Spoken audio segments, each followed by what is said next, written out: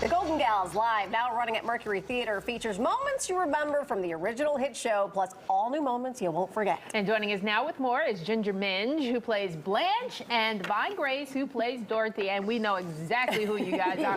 Based on how you're dressed, I mean, this is one of my favorite shows. And that really is kind of like what inspired you guys to do this, right? Yeah, absolutely. I mean, it's a show that we grew up with. It's a show that even now, you know, you watch it on Hulu playing. I have it on the background all day, every day. But this whole new generation is learning to love these ladies as much as we did when I was growing up. Yeah. And you sit back and you watch it and you go, well, some of these storylines are a lot more relevant now than they even were then in the late 80s, early 90s. Yeah. Okay, so let's talk about how you guys do the show, because you're telling us you take the best of moments and you create a show. Is that correct? Go ahead. Yeah.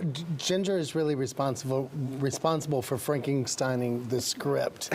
So it's in our previous incarnations of this, we've done basically 2 episodes, because take the commercials out, it's about 20 minutes, and cram this together. She and this one, you've got like 4 or 5. 6, 7, 8, 9, 10, you know? It's the greatest hits. We're able to give you some of the lines, and we hear people sort of chanting along. It's very Rocky Horror. Oh. Yeah, we've tried in the past to do completely original scripts, and it doesn't work the same because there's such a community associated with the show like this. Yes. And people, when they come, it is like the Rocky Horror. You want to be able to say some of those lines that you know and love along with the cast. So what we do now is we go and we really do our research to find what the top 10 moments are across the board for everybody. We take a few of those and then we write a wholly original story around it. Okay, but you're pulling the actual script from the TV show.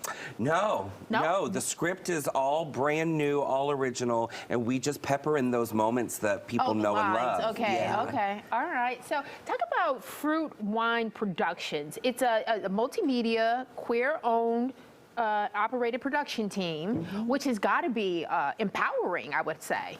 Yeah, absolutely. Yeah, I mean, we started doing this stuff just for us. We didn't know if anybody would ever come and see it. You know, we had a drunken Taco Tuesday night as things happen, you know, and we were like, you know what, we've all got the same gap in our schedule. Let's just try to do this just for us. And we put tickets on sale 48 hours later. It's completely sold out. Amazing. And we kept extending for a year.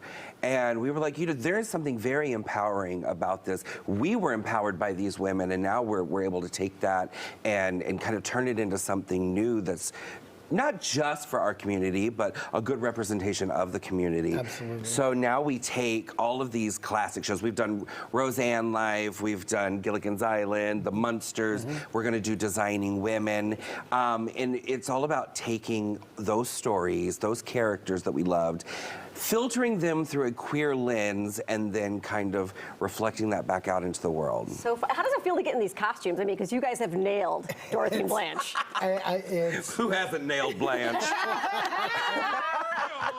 For me being here in Chicago, for me being here in Chicago, it's so lovely to finally wear a turtleneck and be justified. She was always in so many layers and turtlenecks and shoulder pads in Miami heat.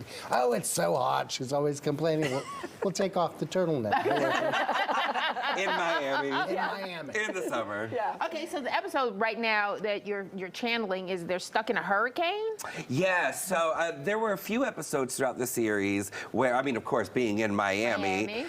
They somehow have to hunker down in the house because a hurricane has come to town. And we were like, what a perfect way to get everybody that we want into the house, trap them there, and see how they all, it's kind of like Big Brother, you know? You kind of put them all in this house, don't let them leave, and see what kind of shakes out from there. And what a house. When you see the set. I was looking at the set. We had some video rolling of it before. It's immaculate to the actual set. Yes. Literally, after us doing this for so many years, to walk out on that stage and look around brought a legit tear to my eye. It's beautiful. The set is incredible. Yeah. Well, and anybody that's followed our company from the beginning, I say company, who's followed our little group from the beginning, you know, we started with just literally like safety pinning curtains up around just to kind of give the a futon and a futon just to try to give the I don't know, the suggestion of a set.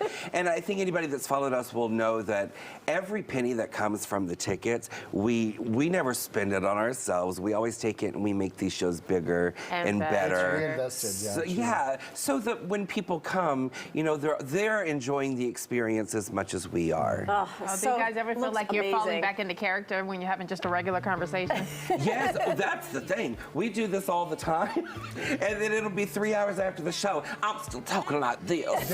When I get into that B. Arthur register, which she broke every rule as an actress. So she started very, very high, but by the time she gets to the end of the sentence, she's out of oxygen. It's always so, and by the end of 2 hours of that, it takes me some cool down time not to sound like B. Arthur. I love B. Arthur and Maude. Ginger and Divine, thank you so much for being here. Thank you. That was Thank so you for having fantastic. We us. had all the information on for the show, which is playing now at the Mercury Theater. All right. Love it. Thanks, Thank ladies. you. Thanks. Hey, it is so fun. All right.